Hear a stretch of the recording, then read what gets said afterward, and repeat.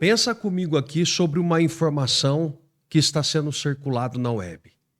Que o Lula estaria torcendo e pedindo e articulando para que o presidente Bolsonaro possa sair da cadeia, por uma canetada ele ficar elegível e disputar a eleição com o Lula, que ele teria muito mais chance do que com Flávio Bolsonaro.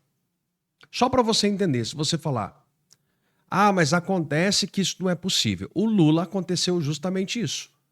Com o voto de Minerva dentro do Supremo Tribunal Federal, ele simplesmente se tornou novamente elegível e livre. Se você acha que isso é impossível, basta você olhar nos acontecimentos que nós estamos vivendo no Brasil.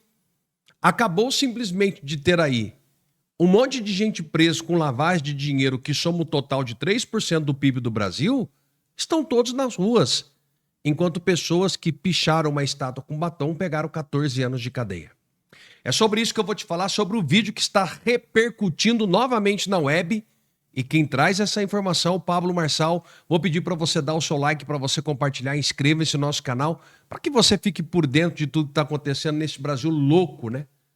Brasil doido, já não consigo entender mais nada. Olha isso aqui. Deu uma entrevista ao portal Metrópolis, ao jornalista Paulo Capelli, e disse que o Lula tem interesse em ver Jair Bolsonaro livre para uma eventual disputa eleitoral. Segundo ele, a estratégia seria enfrentar um nome mais rejeitado nas urnas. E nessa mesma conversa, o Marçal falou que acredita que o Flávio Bolsonaro teria um caminho mais fácil do que o pai numa eleição por ter uma menor rejeição, sem desgaste e por não ter sido condenado. Segundo Pablo Marçal, independente do motivo ou de concordar ou não, a condenação já espanta o eleitor comum. Foi uma declaração que ele deu, eu não sei se a gente tem um trechinho do vídeo, tem curtíssimo para a gente assistir. Olha aí. Flávio é o favorito contra o Flávio Lula. ganha do Lula. Como Jair Bolsonaro tomaria um pau de Lula e Flávio Bolsonaro ganha na sua concepção? Vamos lá, Lula estava na cadeia de 40% dos votos. Lula solto, passou o carro e levou a eleição. Ele ia levar no primeiro turno, tá? Estava na campanha do Bolsonaro, ele ia levar no primeiro turno.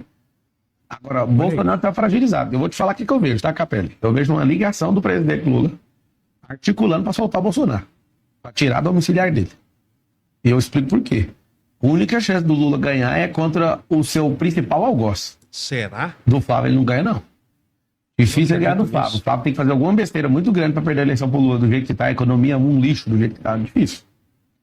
Agora, você acredita que Lula faria um esforço para soltar Bolsonaro e deixá-lo elegível? Faria não, vai fazer. Vai fazer porque é a única saída. Que aí o único jeito do Flávio retroceder é soltar o pai dele.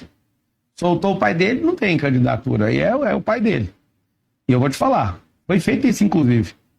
Não sei se você lembra de um ministro que deu voto de Minerva para descondenar o Lula. Isso que aconteceu com o Lula. Achando que ia ser bonito aquilo. Aquilo foi a lástima. Só que o contrário funciona. Do jeito que fizeram, deu errado com o Bolsonaro, né? E por que o senhor acredita que Flávio é um candidato mais forte do que Jair? Porque é o seguinte, o desgaste, a fragilização da imagem, a questão da condenação é muito forte. O brasileiro, ele não entra no detalhe, ele não quer saber nem pelo que foi condenado. Óbvio, né, que quem é de direita, raiz, os caras sabem que está cometendo a justiça contra o Bolsonaro. O problema é que o Lula só se sustenta com o seu algoz, é como se fosse da Marvel. O Lula, com qualquer candidato normal e decente, ele perde. É como se um precisasse do outro para justamente manter o... É a dicotomia. Você mantém dois lados, e aí, se não tiver muito forte a rivalidade, como é que ganha? Desempatando 100 mil votos, 200 mil votos por estado. O Bolsonaro ele perdeu por 2 milhões de votos. Se dividir pela federação inteira, dá 40 mil votos por estado. Você pega os 2 milhões de diferença, a diferença teve no Maranhão, você tá na Bahia, por exemplo. Você pega a diferença, é pouquíssima. Então o sonho do Lula é disputar com o Bolsonaro. Eu não concordo. É uma situação que está viralizando, esse vídeo foi de alguns dias atrás, e a informação que nós temos de bastidores nesta quinta-feira, dia 23/4, é que o Lula poderia pedir para o Bolsonaro sair da cadeia. O Lula poderia fazer isso. Conta aqui para mim se você acredita nessa possibilidade. Chegou o momento nesse vídeo que eu vou utilizar apenas 30 segundos para falar para você dos produtos da empresa RPN. A gente fala de política, mas dá oportunidade para você cuidar da sua saúde. O primeiro produto que eu vou mostrar, nada mais, nada menos do que o combo capilar da linha Vitagor. É o único produto no Brasil que vai fazer o seu cabelo voltar a crescer. Nós temos o tônico capilar grau 2, o Quedoxidil, que é o produto que vai acelerar o crescimento, e as cápsulas com nanotecnologia, aminoácidos e vitaminas que faz o cabelo crescer de dentro para fora, além da ampola e do hormônio DHT bloqueado com Hair Elixir. Esse é o único combo no Brasil que faz o seu cabelo crescer de verdade. O número está na tela para você ligar na RPN e comprar o seu agora. Eu tenho o cavalo negro para virilidade do homem, disposição. Um homem cuidando da sua esposa, família, filhos, porque isso aqui é reposição de testosterona natural. Não serve para mulher, isso é para o homem que vai estar bacana naquele momento importante com a sua esposa. Para a mulher é o Lib+, que é para aumentar o libido da mulher, tá bom? Para o homem, eu ainda tenho o Herbal Pro+, que é licopeno, e o óleo da semente de abóbora, vai cuidar da sua próstata, amigo. Se você está com dor de artrite, artrose, reumatismo, dor na lombar, nervo ciático, fibromialgia, o produto é o Curcumã, e você comprando o combo do Curcumã, você ainda vai levar uma pomada que tem tudo que você precisa: eucalipto, copaíba, arnica, mentol, 1000 folhas, para cuidar, e também um massageador que vai massagear o local onde está doendo. É um produto revolucionário. Eu tenho para quem quer parar de fumar o Dropix. Dropix, ele simplesmente elimina a nicotina do seu corpo, você para de fumar de verdade. E claro, as vitaminas mais pedidas do Brasil, indicada por médicos: D3 com K2 em formato MK7, o ferro para você repor o ferro, vitamina B12 em formato metilcobalamina e coenzima Q10. Este e outros produtos estão disponíveis para você na rededeprodutos.com ou ligando agora para 0800 355 3000 ou chamando no WhatsApp. Aproveita que é uma condição especial com todos os produtos da RPN para você. Bom, a decisão sobre extraditar, ela tem um componente político, né? Ela tem uma questão jurídica, técnica, e tem também uma questão política. E esse governo, Trump, e sobretudo o Departamento de Estado, considera que esses indivíduos acusados de tentativa de golpe no âmbito do bolsonarismo são perseguidos políticos. Essa é a visão do governo Trump. Então, o que eles sentiram foi que esse delegado da Polícia Federal tentou manipular o sistema para cavar ali uma extradição que não era desejada pelo governo Trump. Então, eles sentiram que foi um abuso, né, por parte do Brasil, né, no território americano. Então, isso dá um argumento muito grande para o Departamento de Estado voltar a tracionar essa questão de que o Brasil persegue opositores políticos, né, e que tentou fazer isso nos Estados Unidos, né? Então, isso deixou o Departamento de Estado com enorme apetite para entrar em ação, né? Então, não se trata aliás, o presidente Lula parece intuir isso quando ele diz assim: se tiver ocorrido uma arbitrariedade, nós agiremos com reciprocidade. Porque não houve arbitrariedade, portanto não cabe a reciprocidade. Se o Brasil expulsar algum agente americano que não estiver fazendo a mesma coisa que o agente brasileiro tentou fazer, isso é uma retaliação, não é uma reciprocidade, porque o agente americano não fez o que o agente brasileiro tentou fazer. Então, eu vejo o presidente Lula, nesse discurso agora, sobre o Prêmio Nobel, né, atacando pessoalmente o presidente Trump. Não é uma crítica geopolítica, não é uma crítica difusa a uma política dos Estados Unidos, é uma crítica à pessoa do Trump. Vamos dar logo esse Prêmio Nobel para ele parar de fazer guerra.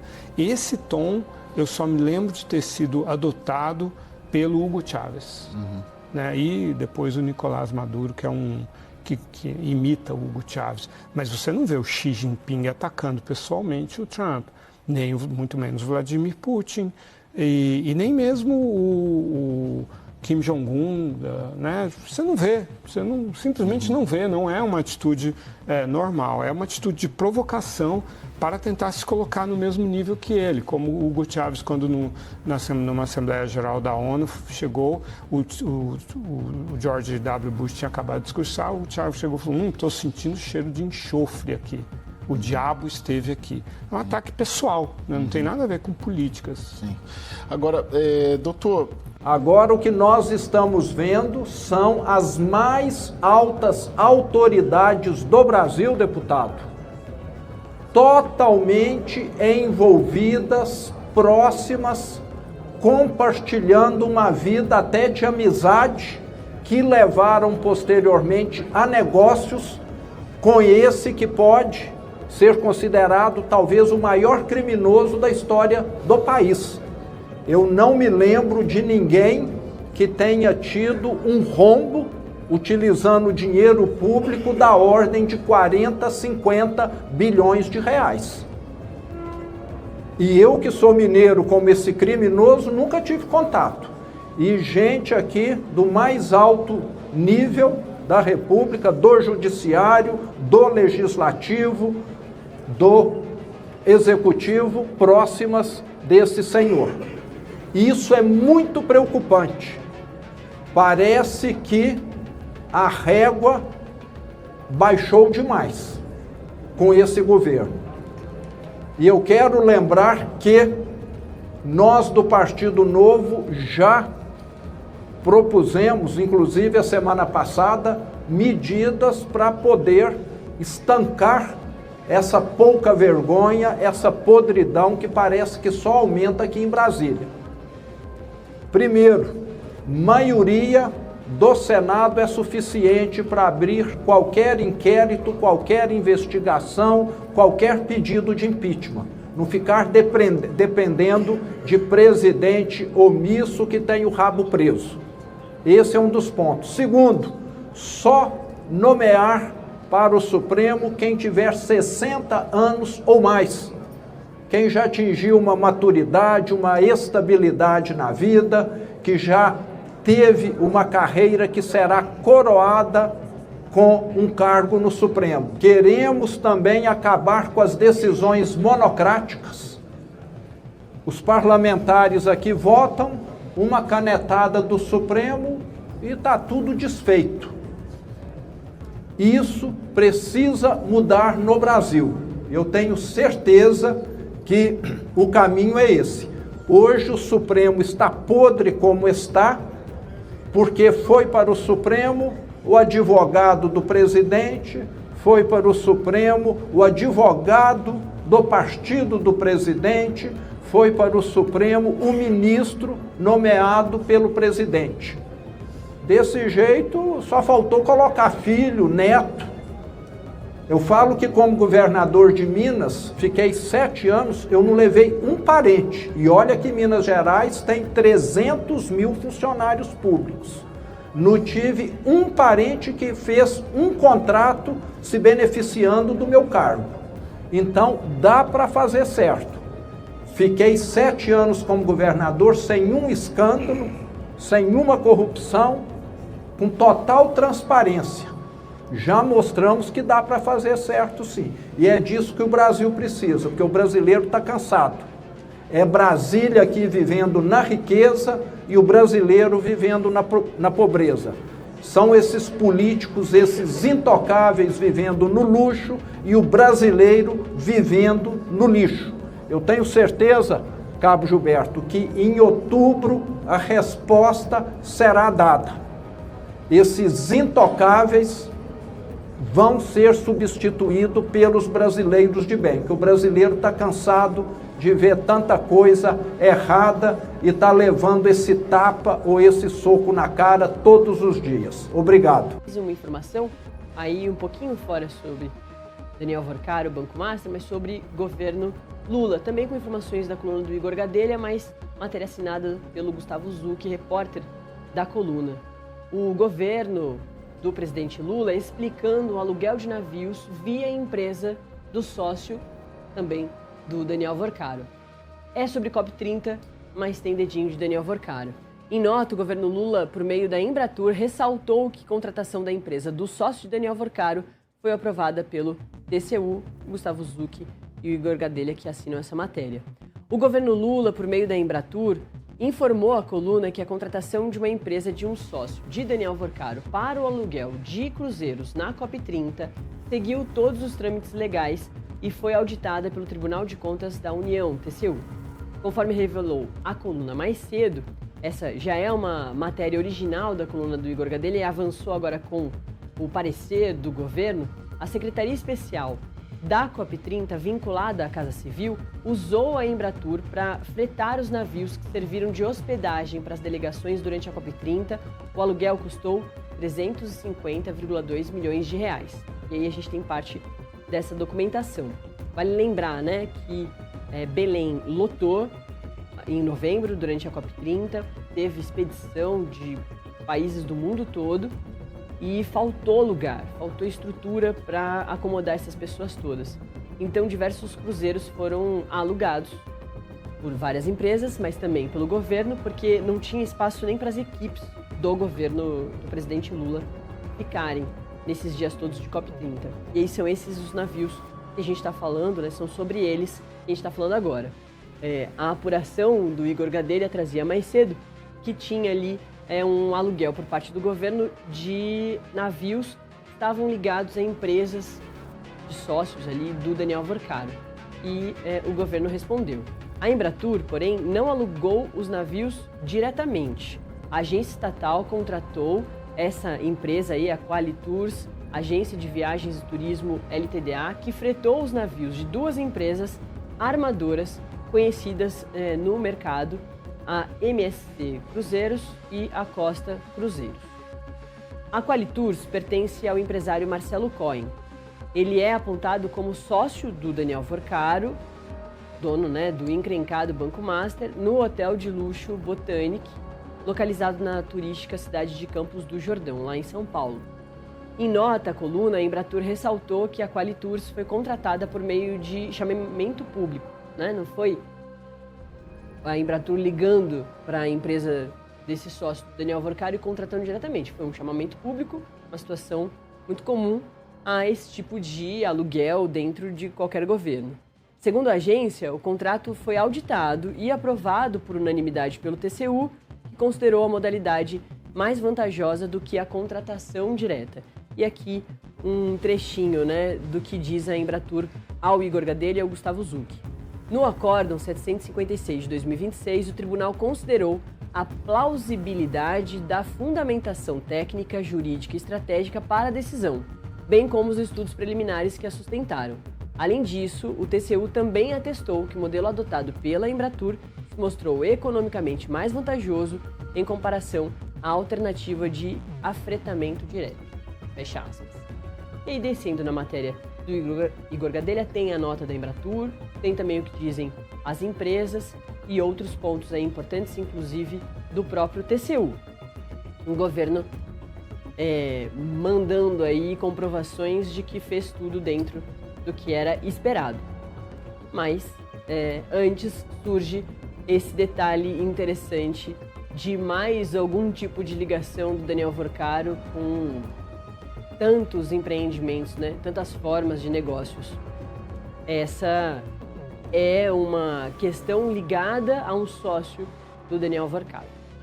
Mas é isso, como eu disse, não era dentro das fraudes do Banco Master que estão sendo investigadas, mas outro ponto que dá sim para colocar o dedinho do Daniel Vorcaro. Tá em tudo quanto é lugar, né? A gente vai começar... Vamos avaliar com muita calma todo esse episódio e entender, a partir das investigações, o que de fato houve. Eu reputo até aqui que se há algum tipo de envolvimento que atinja o Supremo, é algo marginal. De fato, a crise do Master é reveladora, talvez, até de uma crise sistêmica. Nós temos bancos de primeira linha vendendo os CDBs do Banco Master. Portanto, você, eu e outros acreditávamos que eram créditos e investimentos sérios. Nós sabíamos que tinha havido polêmica, assim, na carta de concessão do Master. Mas houve também uma série de problemas, não só com o Master, mas também com outras empresas de investimento nesse sistema. Como ele se desenvolveu. Temos uma discussão sobre a CVM. Temos uma discussão sobre o Banco Central. Eu, passando os olhos e não sendo especialista, acho que há uma maldade tentar transferir o caso Master para a Praça dos Três Poderes. Eu acho que Master continua residindo na Faria Lima. São bancos, não só o Master, mas bancos, outros, que venderam os créditos do Master, que emprestaram credibilidade, que tem que explicar, ser chamado. Eu acho que todo o sistema, não só... aqui ou acolá, o ministro usou do avião, ou fez isso ou aquilo. Vamos investigar, vamos examinar.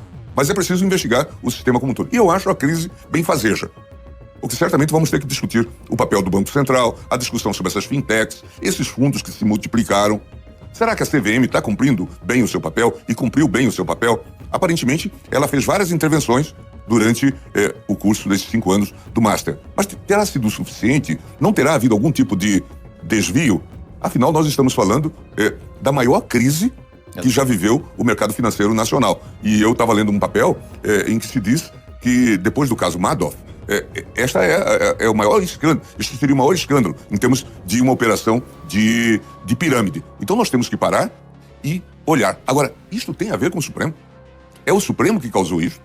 A mim me parece que aqui há uma certa habilidade no sentido de se fazer um desvio. Mas eu topo o debate. Se eu sair de casa, aqui já era para o governo ter declarado como terroristas essas facções como o PCC e o CV. Está mais do que comprovado que eles fazem parte dessa organização transnacional, inclusive com investigações aqui que apontam para haver lavagem de dinheiro do Hezbollah e do Hamas em território brasileiro, em consórcio aqui com o PCC, uma organização sofisticada e que tenta estabelecer uma espécie de governo paralelo em vários lugares aqui no Brasil. Portanto, tem que ter um tratamento duro da legislação no tocante à lavagem de dinheiro, aumenta as penas para esses marginais, em especial para os chefes dessas organizações narcoterroristas, e o que depender de nós, eles não vão ter vida fácil. Podem trabalhar contra o Flávio Bolsonaro, porque a partir de janeiro, marginal não vai ter vida fácil no Brasil, vai ser condenado a muito mais tempo de prisão. Doutora Kátia, peço licença aqui, desculpas, preciso interrompê-la, porque nós vamos direto a Brasília acompanhar coletiva de imprensa da oposição. Ainda mais graves para o Brasil no âmbito internacional. Soube que ele há pouco deu entrevista à imprensa, inclusive assisti a entrevista, dizendo que, pelo princípio de uma suposta reciprocidade, estaria enviando um delegado de volta aos Estados Unidos, que já não terá mais acesso sequer ao edifício sede da Polícia Federal. É importante lembrar que essa figura não existe, do delegado. Eu quero saber que tipo de profissional ele está mandando para fora do país, que tipo de ilegalidade, eventualmente, esse profissional americano cometeu para que uma pretensa política de reciprocidade se possa aplicar. Porque os Estados Unidos deixaram muito claro que o diretor-geral da Polícia Federal, Andrei Rodrigues, não há outra palavra para usar, foi bravateiro quando utilizou a instituição Polícia Federal Brasileira para fazer uma nota oficial declarando uma mentira, a de que havia uma cooperação entre a Polícia Federal e as autoridades policiais americanas para uma extradição do deputado Alexandre Ramagem.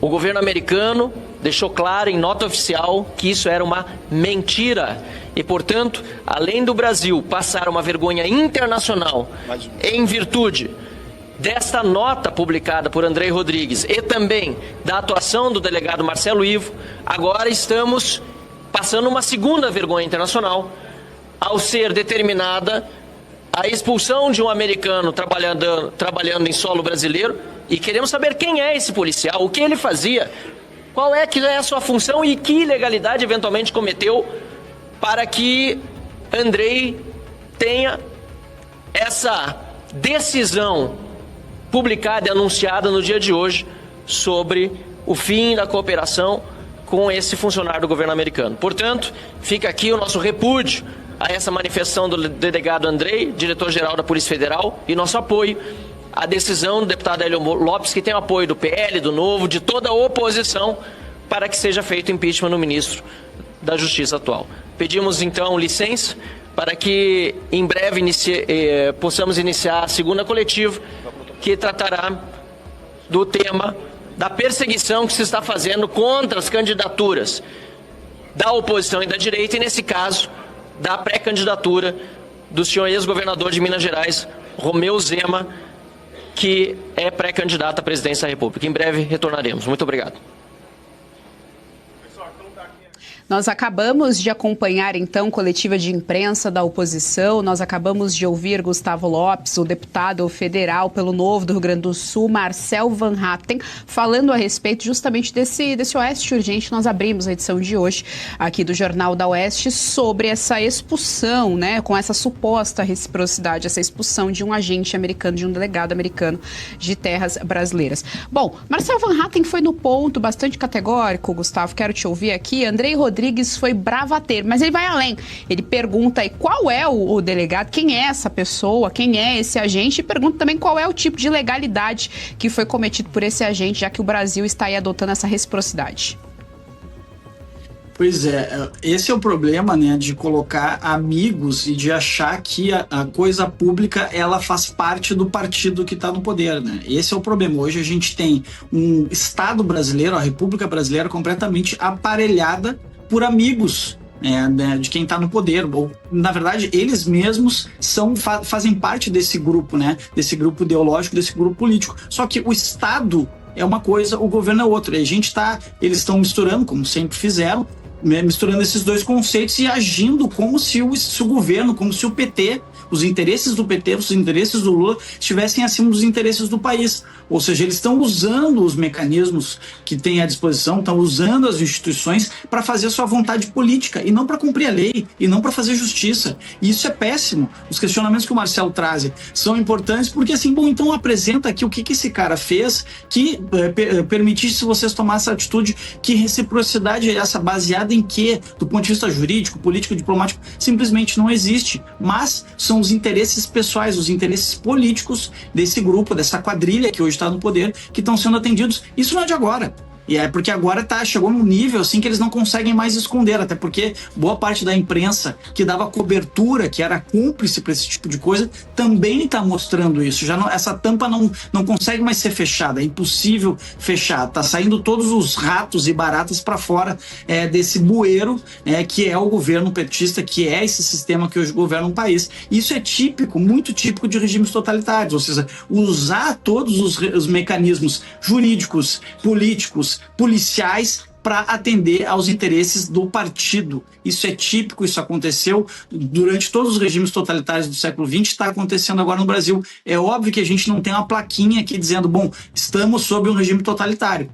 Pelo contrário, a outra coisa que é muito típica desses regimes é dizer, nós estamos fazendo isso para defender a democracia. É óbvio que esses que se dizem defensores da democracia são os que mais a atacam. E agora a gente está vendo, né? Tem questionamentos que foram trazidos aí pelo parlamento, que não serão respondidos, né, Gê? Não vão responder porque eles não têm o que dizer, eles vão simplesmente insistir numa narrativa que atende, como eu disse lá atrás, a cada vez menos pessoas, porque é muito difícil eles convencerem alguém que essa historinha furada deles tem alguma coisa a ver com a verdade.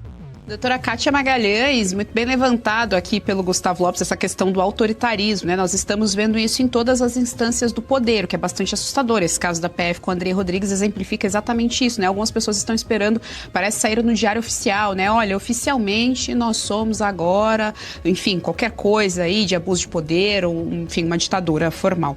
Agora, doutora Kátia, eu quero trazer aqui outra fala do Marcel Van Hatten que nós acabamos de escutar nessa coletiva de imprensa aqui, portanto, Oeste Urgente para nossa audiência, o Marcel Van Hatten pedindo, então, o impeachment do ministro da Justiça. O ministro da Justiça que assumiu muito recentemente, entrou no lugar do Ricardo Lewandowski, ele é o Lime Silva, ele era, inclusive, ex-advogado-geral da Petrobras, doutora Kátia. Bom, Van Hatten ali sendo muito claro, impeachment também do ministro da Justiça, tendo em vista essa várzea que está acontecendo na Polícia Federal.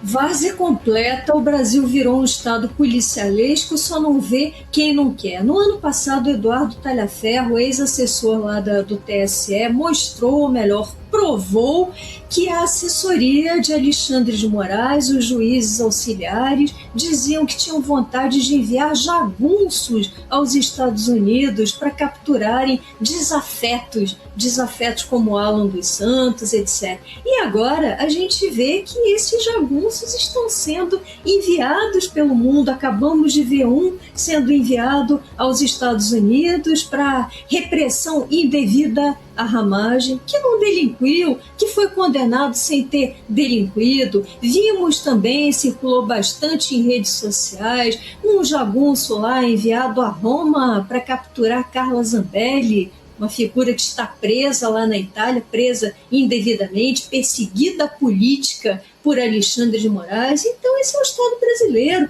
é um Estado totalitário, cujos braços foram todos aparelhados, justiça, polícia, ministério, a cúpula do Ministério Público, todos na mão desses senhores do poder. E para quê?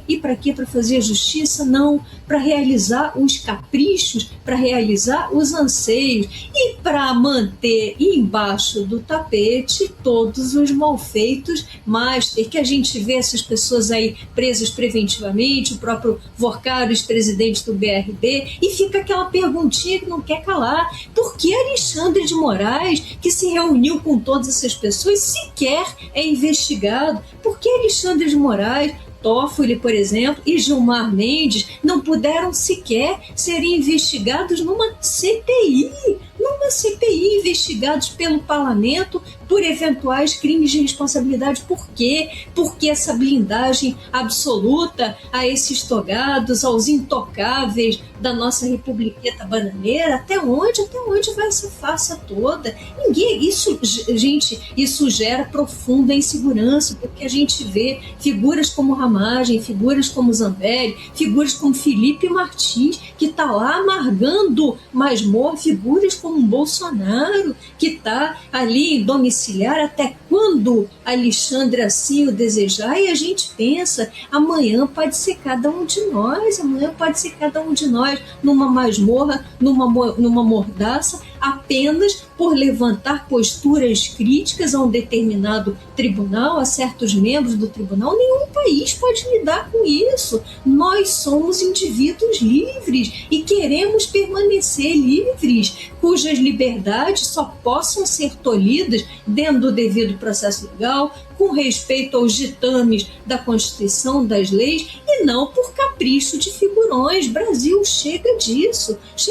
Esse pedido de impeachment do ministro da Justiça é para lá de cabível. Agora a gente sabe que, infelizmente, não vai dar em nada, muito menos no último ano de desgoverno Lula. O parlamento teria que acelerar medidas muito mais efetivas, como, por exemplo, a votação da anistia, não dessa farsa de dosimetria, mas de anistia, assim, ampla, geral e irrestrita para todos os presos políticos, abolição dos artigos 359L e M do Código Penal. Ou seja, o parlamento deveria recolocar esses togados na sua casinha. Gostou do conteúdo que viu por aqui no canal da Revista Oeste? Compartilhe e deixe o seu like.